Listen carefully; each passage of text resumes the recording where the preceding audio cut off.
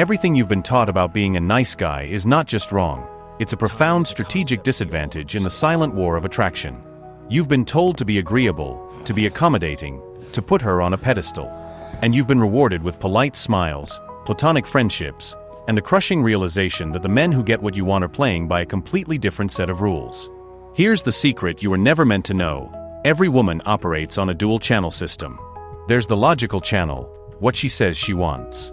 A kind, stable, predictable man. This is the channel you've been broadcasting on, loud and clear.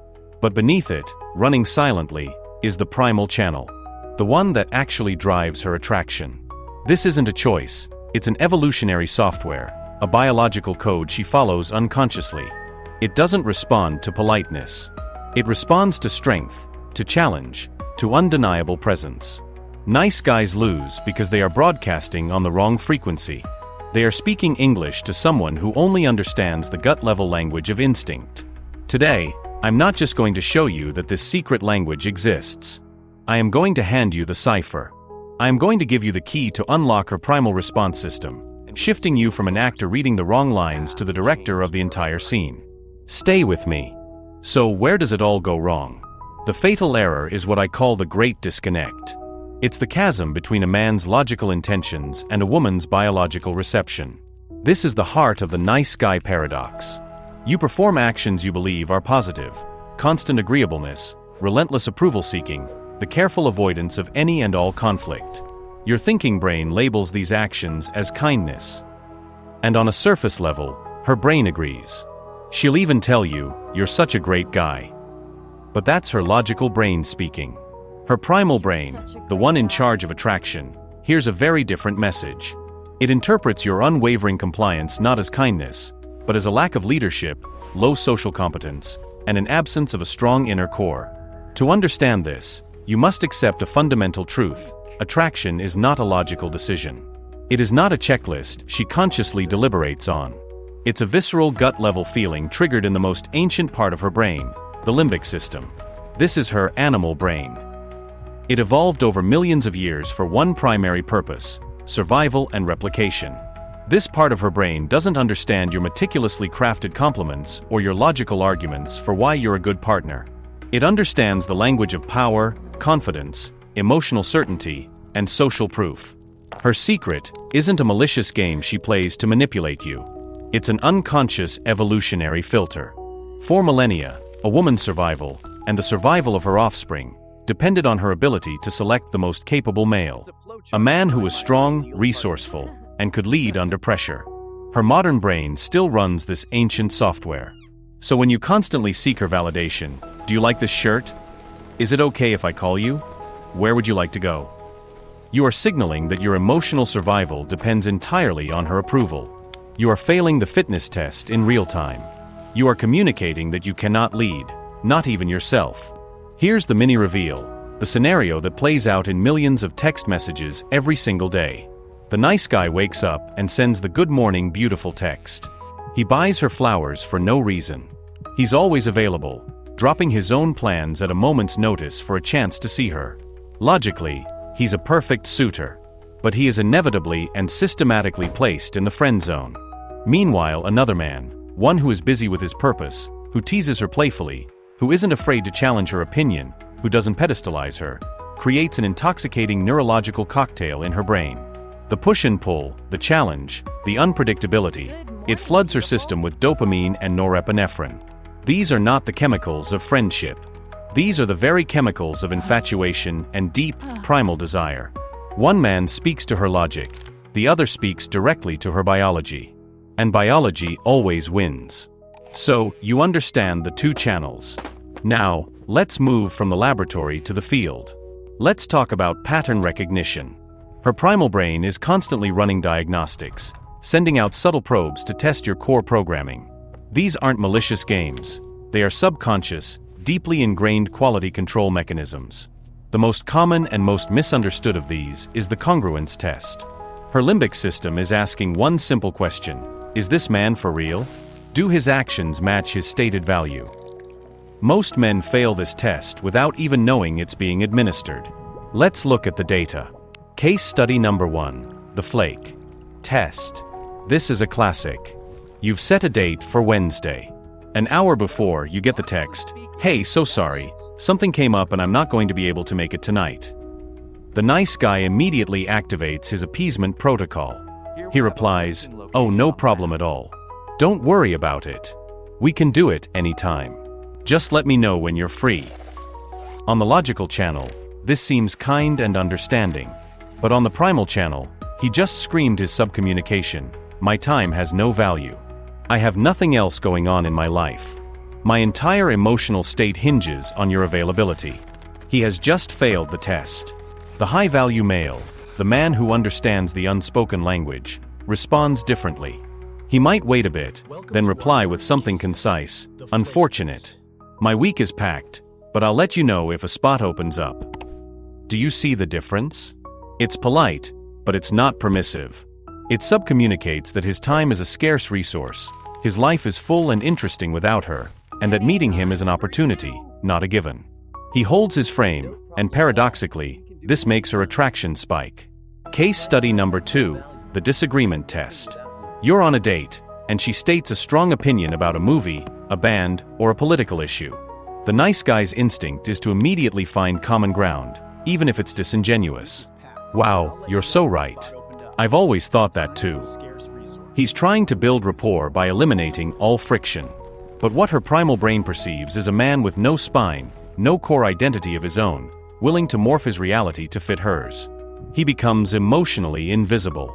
The attractive man, however, isn't afraid of polarity. He can listen and then say, "That's an interesting take. I actually see it a little differently," and then calmly state his own position without aggression. This does not create a fight. It creates respect. It demonstrates that he is a separate whole individual with his own solid sense of self. This masculine-feminine friction is the very essence of sexual tension. These tests all feed into a larger biological principle, the power of an unpredictable outcome. The human brain is wired to be stimulated by novelty and mystery. The nice guy provides a flat, predictable emotional landscape. He is emotionally safe, and therefore, emotionally boring. A man who is grounded in his own purpose, who isn't afraid to disagree, whose time is valuable, creates a dynamic and engaging reality. He becomes a story she wants to keep reading, because she doesn't know how the next chapter ends.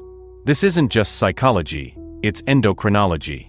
A man who remains calm and grounded under her tests, who isn't easily flustered, projects a high testosterone, low cortisol hormonal profile. Testosterone is the hormone of drive, confidence, and calm leadership. Cortisol is the hormone of stress and reactivity. Her primal brain is a finely tuned scanner for this exact biological signature.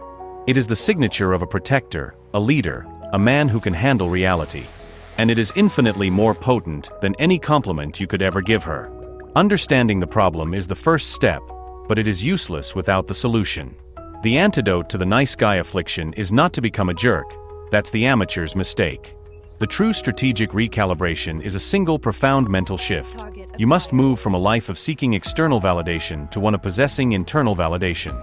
This is the prime directive. The nice guy's self-worth is a fluctuating asset managed by others. The high-value man's self-worth is a fixed, internal gold standard. He knows his value, and he does not require her or anyone else to co-sign it. This internal shift allows you to embrace a fundamental law of attraction. Embrace polarity, don't neutralize it. Attraction is physics, not diplomacy. It requires a positive and a negative charge, a masculine and a feminine pole. When you are overly agreeable and accommodating, you abandon your masculine pole and drift towards hers in a desperate attempt to create harmony. But in doing so, you neutralize the very tension that creates the spark. Your goal is not to become like her. Your goal is to become the most stable, unmovable, and grounded version of yourself, so that her feminine energy has a powerful masculine pole to be drawn to orbit, and to feel safe with. This is the source of the electrifying pull she craves, but can never articulate. So, how do you implement this? It begins with 3 immediate, actionable directives. First, stop asking for permission. A leader does not ask for permission to lead. When the moment for a first kiss arrives, the nice guy shatters the tension by asking, "Can I kiss you?" This is a catastrophic failure. It signals uncertainty and shifts the burden of leadership onto her. The high-value man reads the signals. creates the moment, and leads. He doesn't take, he invites through confident action. Second, use humor as a sword, not a shield. The nice guy uses self-deprecating humor as a shield, hoping she'll pity him into liking him. Haha, I'm so awkward. This is a plea for validation. The attractive man uses humor as a playful sword. He teases her, he banters, he challenges her. This demonstrates confidence, intelligence, and most importantly, that he does not have her on an untouchable pedestal. Finally, and most critically, build your kingdom first. Your mission, your purpose, your ambition, that is your kingdom. A man without a purpose is a ship without a rudder, and no woman wants to board a ship going nowhere. Your life is the main event. She is invited to be the queen in your kingdom, not the kingdom itself. A woman is deeply, primally attracted to a man on his path. This is the ultimate signal of high value because it is the source of all true internal validation. Let's be unequivocally clear. The dating marketplace does not reward your good intentions. It doesn't care that you're a nice guy. It is a ruthless arena that rewards strength, competence, and a fundamental understanding of the unspoken rules we've discussed today. This is not a moral judgment on anyone. It is a cold, hard, biological reality. So now, you are at a crossroads. You have a choice. You can continue to play a game whose rules you don't understand, clinging to comforting lies while your frustration and resentment build with every rejection. Or you can choose to learn the secret language she is already speaking. You can choose to understand the primal code, reclaim your masculine frame, and finally gain the advantage you've been searching for. The power to fundamentally change your reality is not in her hands. It has always been in yours.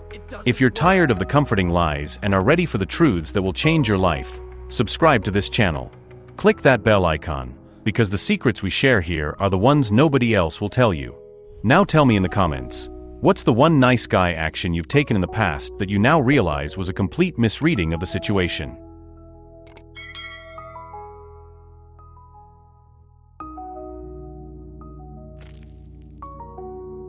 Is this who you really are?